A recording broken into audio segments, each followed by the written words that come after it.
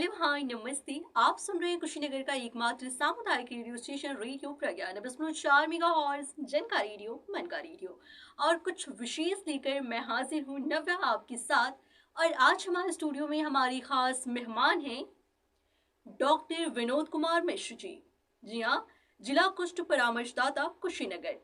तो सर बहुत बहुत स्वागत है आपका हमारे स्टूडियो में। रेडियो प्रज्ञा 90.4 एफएम सुनने वाले सभी श्रोताओं को मेरा नमस्कार। सर सबसे पहले ना हम आपका परिचय जानना चाहते हैं, क्योंकि मैंने तो दे दिया बट हमारी श्रोता आपसे बेहतर ढंग से जानना चाहेंगे। मैं डॉक्टर विनोद कुमार मिश्र हूँ और मैं आपके जनपद कुशीनगर में जिला कुष्ठ परामर्शदाता के पद पर कार्यरत हूँ। और मेरा काम है कि जनपद कुशीनगर में जितने भी कुष्ठ रोगी हैं उनको देखना, उनके लिए जो आवश्यक चीज़ें हैं, जो संसाधन हैं, उनको उपलब्ध कराना।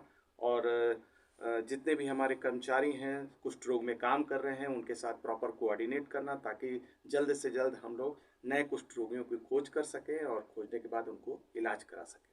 सर कुष्ठ रोग है क्या? कुष्ठ रोग एक क्रोनिक इन्फेक्शन वाला डिजीज है, यानी कि दीर्घकालीन संक्रामक बीमारी है और ये बैक्टीरिया के द्वारा होता है। और जहाँ पे जिस रोगी में ये बैक्टीरिया आ जाते हैं उसमें हल्के रंग के दाग धब्बे चकत्ते वगैरह बनते हैं, उसमें सूनापन वगैरह आता है। और अगर इसका इलाज प्रॉपर तरीके से ना किया जाए तो आगे जा कर के दिव्यांगता डेवलप हो सकता है। जी। कुष्ठ रोग होने के कारण क्या होते हैं? जैसा भी मैंने बताया कि कुष्ठ रोग कीटाणु के द्वारा होने वाला रोग है। एक बैक्टीरिया होता है जिसका नाम है माइकोबैक्टीरियम लेप्री। इसी बैक्टीरिया की वजह से कुष्ठ रोग होता है। और मतलब कुष्ठ रोग फैलता कैसे है? क्योंकि नॉर्मल तौर पे लोग कहते हैं कि कुष्ठ रोग फैलता है, छूना नहीं चाहिए उस इंसान को। तो ये फैलता कैसे जी, है? तो इसका अभी तक जो ज्ञात माध्यम है फैलने का वो है ड्रॉपलेट इन्फेक्शन। ड्रॉपलेट इन्फेक्शन का मतलब है कि छींकने और खांसने बात करने से एक से दूसरे में ये फैलता है। तो अगर कोई कुष्ठ रोगी है, वो उसके संपर्क में कई लोग हैं, वो उनसे बात कर रहा है, छींक रहा है, खांस रहा है, तो उससे ढेर सारे बैक्टीरिया वातावरण में निकलते हैं। और जब हम और आप सांस लेते हैं तो उस सांस के माध्यम से वो बैक्टीरिया हमारे शरीर में जाता है और कुष्ठ रोग को उत्पन्न कर सकता है। इस बात में कितनी सच्चाई है सर कि कुष्ठ रोग खानदानी या वंशानुगत चलता रहता है? नहीं, ये पुरानी पुरानी धारणाएं जो अभी भी समाज में व्याप्त हैं ये पूरी तरह से गलत है। कुष्ठ रोग जैसा मैंने बताया कि कीटाणु से होने वाला रोग है, सांस से फैलता है, तो इसलिए खानदानी इसको नहीं माना जा सकता। तो ये धारणा बिल्कुल गलत है। हमारे समाज में लोग आज भी कहते हैं कि अगर एक बार कुष्ठ रोग हो जाए तो वो सही नहीं हो सकता है। क्या ये इस बात में सच्चाई है या फिर इसका उपचार भी है? कुष्ठ रोग का उपचार 100% पॉसिबल है एमडीटी द्वारा। एमडीटी मतलब मल्टी ड्रग थेरेपी द्वारा। ये एक ऐसी दवा है जो रामबाण की तरह काम करती है। ये कुष्ठ रोग के कीटाणुओं को मार करके ख़त्म कर देती है। तो अगर कोई मरीज प्रॉपर तरीके से कुष्ठ रोग की दवा ले रहा है और जितने समय तक चिकित्सक ने कहा है उतने समय तक दवा खा रहा है तो वो कुष्ठ रोग पूरी तरह से ठीक हो जाता है। हाँ, अगर वो शुरुआत में इलाज नहीं कराते हैं और उसके बाद धीरे धीरे करके शरीर में दिव्यांगता उत्पन्न हो जाती है तो दवा से कुष्ठ रोग के कीटाणु तो मर जाते हैं, लेकिन जो दिव्यांगता शरीर में हो गई है उसका भरपाई करना मुश्किल हो जाता है। क्या कुष्ठ रोग के लिए कोई ड्यूरेशन होता है? जैसे टीबी के लिए इतने महीने दवा खाइए, तो क्या कुष्ठ रोग के लिए भी कोई ड्यूरेशन जी, होता है क्या? बिल्कुल होता है। हम लोग मरीजों की जांच करते हैं, जांच करने के बाद उनके चकत्ते कितने हैं, उसमें कितना नर्व इन्वॉल्व है, उसके हिसाब से हम लोग उसको क्लासिफाई करते हैं पीबी और एमबी में। इसके बाद उसके अकॉर्डिंग 6 महीने या 1 साल तक की दवा हम कुष्ठ मरीजों को खिलाते हैं। अच्छा, मैं एक प्रश्न यहाँ करना चाहूंगी कि जो कुष्ठ रोग होता है, एक्चुअली जो उसके लक्षण होते हैं उसको दिखने में कितना समय लगता है? अन्य बीमारियों की अपेक्षा जो कुष्ठ रोग का इंक्यूबेशन पीरियड होता है वो लंबा होता है। इंक्यूबेशन पीरियड का मतलब होता है कि बैक्टीरिया हमारे शरीर में इंटर करने की तारीख से लेकर के किस दिन अपने लक्षणों को शरीर में उत्पन्न करता है।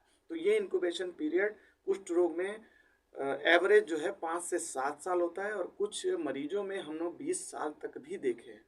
तो चूंकि इसका डिवीज़न बहुत स्लो होता है, ये बहुत ही धीरे धीरे शरीर में ग्रो करता है, इस वजह से इसका इंक्यूबेशन पीरियड लंबा हो जाता है।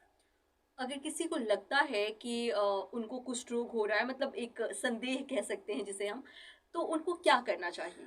अगर कुष्ठ रोग का संदेह हो रहा है, तो सबसे पहले क्या करना चाहिए कि अपने नज़दीकी स्वास्थ्य केंद्र पे, अगर स्वास्थ्य केंद्र नज़दीक है तो ठीक है, अदरवाइज़ आपके गाँव में ज़रूर आशाएँ होंगी, आशा बहन से मिलिए या सीएचओ सेंटर पे जाकर जो सीएचओ हैं उनसे मिलिए, या अगर नज़दीकी प्राथमिक स्वास्थ्य केंद्र, सामुदायिक स्वास्थ्य केंद्र है, तो वहाँ पे हमारे एनएमए, एनएमएस, पीएमडब्ल्यू ये भी कार्यरत हैं, चिकित्सक भी कार्यरत हैं, आप उनके पास जाइए, उसको दिखाइए। अगर उसमें कुछ कुष्ठ रोग का लक्षण दिखाई देता है, देन वो उपचार शुरू कर देंगे। ओके। तो कुष्ठ रोग का एक्चुअली शरीर पर क्या प्रभाव पड़ता है? हम क्या कह सकते हैं इसको कि शरीर का उसके ऊपर क्या असर होता है?